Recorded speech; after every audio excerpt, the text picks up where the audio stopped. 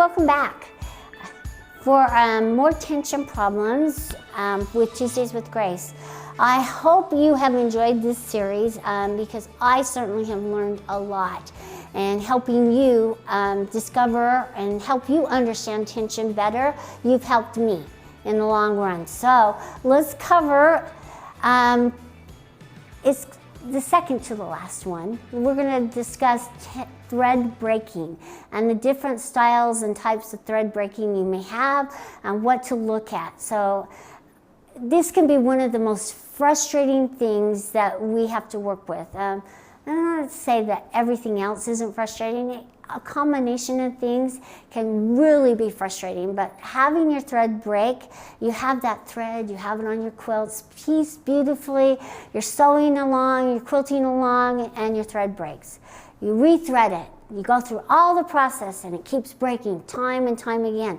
But it's that thread color that you want, and you want to use it so bad because it matches your beautiful quilt. Okay, let's discuss how we can get the threads to work for us, because I also have run into several of these issues that I have found the perfect thread for the perfect quilt, but the thread quality, not quite so much there, that I need to learn to work with it and help the machine along the way. Okay, not all threads are created equal.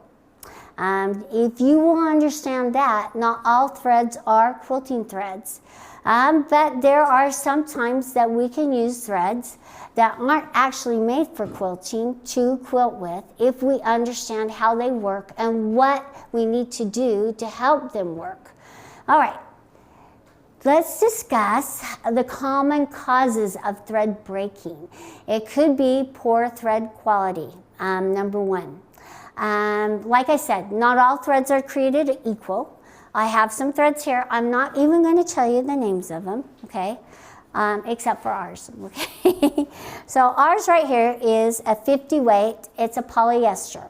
I love our thread, but we don't have all the colors in the world for you to use. And you know what? For some quilts, I may not want to use our threads. I may want a different look that's slightly different, and I may want to use, I'll say another name, a glide thread, okay? It's a little shinier, it's a solid color, and it just adds a different element to our quilt. And so, ours is a 3-ply. It's wrapped around has 3 layers that it's wrapped around, and it's a little stronger, especially for a beginning quilter, so you're going to have less thread breaking, okay? We changed our needle size from a 16 to an 18, but we're also now using an MR needle, which is a better needle to use, especially as a beginner. And our thread is a stronger thread, so it's not going to break as much. Now, that's not saying that it won't ever break. It will, okay? So just remember that variegated threads are different. They have different dyes on them, and so variegated threads have a tendency to break easier than solids because you're not adding other elements to it. So as you're pulling on it, here's the thread test. Ours is strong, and you have to pull it quite a bit to break it, okay? This right here, the glide thread, totally polyester as well. It takes a lot to break the thread. These are the thread tests, so I'm pulling it. So probably about the same as our finesse thread. This is 100% cotton thread that I'm going to show you here, and it's a little easier to break. It's going to break more and more, and it's also variegated, okay? So do the thread test. Now this is also variegated. You can tell, I love variegated. And it breaks very, very easily because it is 100% cotton. So it's going to have a tendency to break a little easier. Okay, 100% cottons, you'll want to use a size 16 needle and then work your way down from there. Another thing that could cause breaking of threads is your sewing technique. You may be moving the machine too fast for how it's sewing, and the needle may catch because you're moving it so fast and you're not giving it time to come back up and free itself. So as you're moving along, it's catching down underneath there, and that can cause breaking of the threads, okay? Oh, you could be putting too much tension on the thread by cranking down the tensioner, or it could be wrapped around one of these tensioners more than once. That can give an extra pull and cause breaking of threads.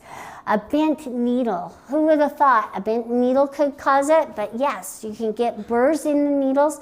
Sometimes you just get a bad needle and you need to change it. Or the end of it is becoming more and more blunt, or you've hit something, an extra seam. So the more seams you're going over, the more blunt the needle becomes, the more breaking of thread. And then make sure that your machine is threaded correctly. Again, I told you that it could be wrapped around one of these twice or 3 times. You don't even know. When the thread breaks, you don't know what happens to this excess. Sometimes I've seen it wrapped around this a couple of times and haven't even noticed it, and my thread keeps breaking. So watch it.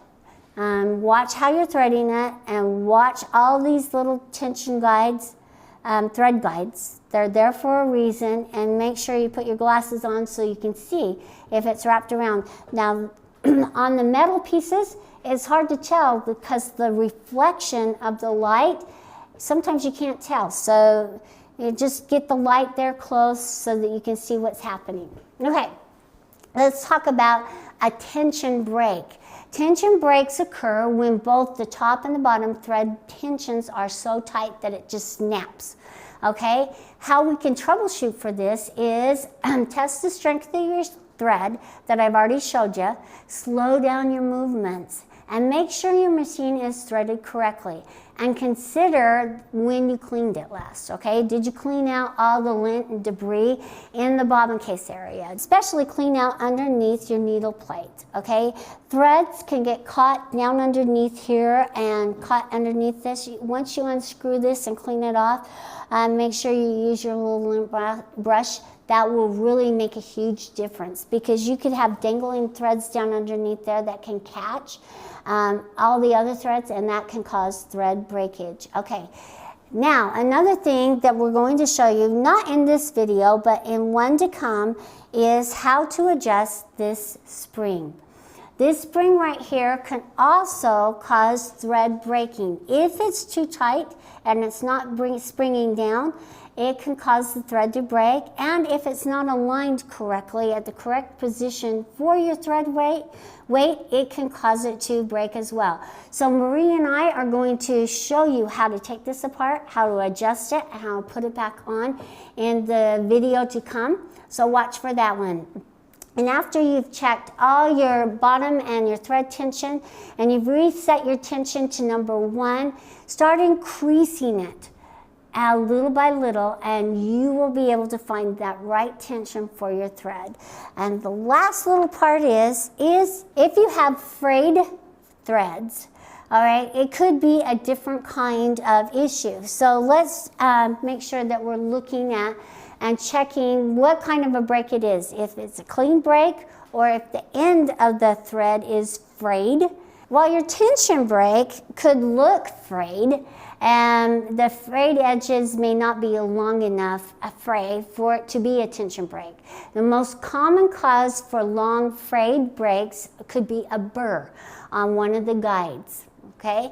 So as you are threading, again, check it back and forth. If you feel it catch slightly, there's a little burr in one of these areas. Now, how to take care of that burr? I went and got what we call, I call this sanding thread, okay? It's thread that has little bits of sanding. It's just really rough. And I'm putting my little sanding floss, is what I want to call it. It's like I'm doing a little flossing job, and I'm turning it as I'm going back and forth, because I just really want to make that nice and smooth. Okay. And then I'm just going to do the bottom hole as well.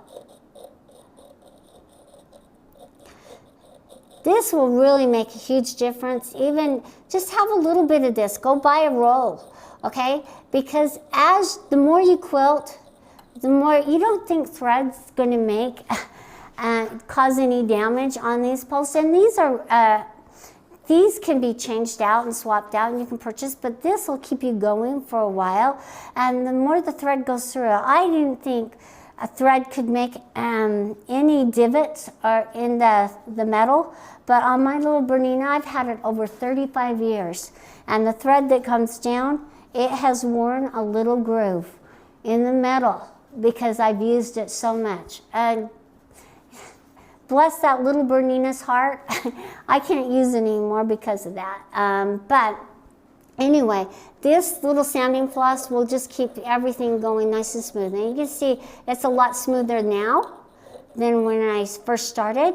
So just make sure you're flossing, go all the way through, sand them all, and it'll keep your machine lasting a lot longer, and it'll reduce the breaking or the fraying of the threads as it's catching on those burrs, because we've just now eliminated them.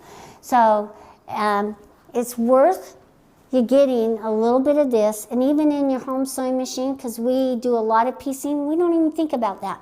So just sand them out and keep them going, keep them lasting, but then make sure you're wiping up all the little debris off of it to keep it going. Okay, so check for the burrs. Once they're discovered, now you know how to get rid of them.